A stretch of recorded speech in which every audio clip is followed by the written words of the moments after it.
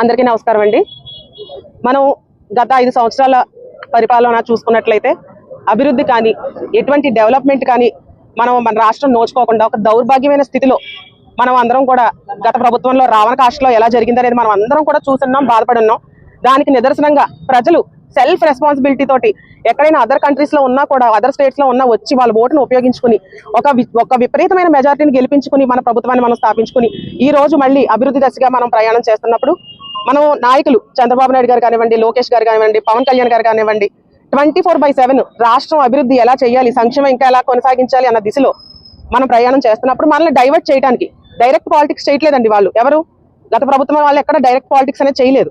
ఇప్పుడు మనం direct politics చేస్తూ మన డెవలప్మెంట్ తీసుకొస్తుంటే మనం రీసెంట్ గా చూసుకున్నప్పుడు కల్తీ నెయ్యి అని చెప్పారు. అసలు అందులో నెయ్యే లేదు, యాసిటిక్ యాసిడ్, అట్లాంటి బీటా కెరోటిన్, కెమికల్స్, వీటన్నిటితోటి మనం ఎంతో పవిత్రంగా చూసుకుంటాం కదా.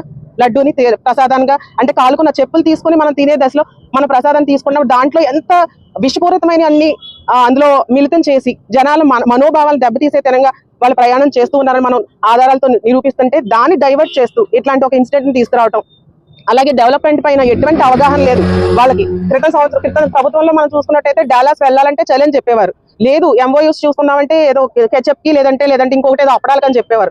అలాంటిది ఇన్ని కంపెనీస్ తీసుకొచ్చి ఇంత డెవలప్మెంట్, ఎంప్లాయ్మెంట్ తీసుకొచ్చి ఎడ్యుకేషన్ పరంగా రిఫార్మెంట్స్ తీసుకొచ్చి ఇంత డెవలప్మెంట్ మన ప్రభుత్వం చేస్తుంటే ఇటువంటి నీచమైన మాటలు మా హానరబుల్ సీఎం గారిని అంటాం మేము ఎట్టి పరిస్థితుల్లోని మేము కార్యకర్తలుగా అలాగే కూటమి నాయకులు అందరం కలిసి దీన్ని మేము తీవ్రంగా ఖండిస్తున్నామండి. టీచర్ మంచిగా చెప్తేనే లెసన్స్ స్టూడెంట్స్ నేర్చుకుంటారు. అలానే వాళ్ళ పార్టీలో లీడర్స్ ఎలాంటి చెప్తున్నారో వాళ్ళందరూ కూడా అదే దిశగా మాట్లాడుతున్నారు. ఇటువంటి మనం అన్పార్లమెంటరీ లాంగ్వేజ్ ని ఎంటర్టైన్ చేసే దిశగా మన రాష్ట్రం ఉండకూడదు. మన ప్రజలందరూ కూడా తెలుసుకోవాలి గత రోజులు ఎలా ఉన్నాయి, ఈ రోజులు ఎలా ఉన్నాయి అనేది. మా పార్టీ నాయకులు మాకు చాలా డిసిప్లినరీ యాక్షన్స్ అనేది నేర్పిస్తారండి. వాళ్ళు మాట్లాడే కంటే ధీటుగా ఘాటుగా మేము అందరం మాట్లాడగలం, కానీ మా నాయకుడు మాకు డిసిప్లినరీ హార్డ్ వర్క్ కష్టపడటం అనేది నేర్పించాడు. మేము అందరం ఆ దిశగా పరుగులు తీస్తామని చెప్పి మరొకసారి ఈ సందర్భంలో మేము అందరికీ తెలియజేసుకుంటున్నాం. అలాగే మా కూటమి నాయకులు అంటే టీడీపీ, జనసేన, బీజేపీ తరపున అందరి నుంచి కూడా మేము ఒకటి చెప్తున్నాం, ఖబర్దార్ వైసీపీ జాగ్రత్తగా ఉండండి. గత రోజులు పోయినాయి, అంబటి రాంబాబు జాగ్రత్తగా ఉండు, గత రోజుల్లో లేదు. ప్రభుత్వం జనాలు అందరూ తెలుసుకున్నారు ఏంటి డెవలప్మెంట్ ఎవరు చేస్తున్నారు, అబద్ధాల కబుర్లు ఎవరు చెప్పారు అని చెప్పి అందరికీ తెలుసుకున్నారు. కాబట్టి ఇటువంటి దిశగా మీరు ప్రయత్నాలు చేయకండి. ఎటువంటివి మీకు మంచి రోజులు అయితే రావు. అలానే రెడ్ బుక్ లో ఉంటే నాకేంటి అని అంటారు కదా, చూద్దరు కానీ ముందు ఎలా ఉంటుంది అనేది.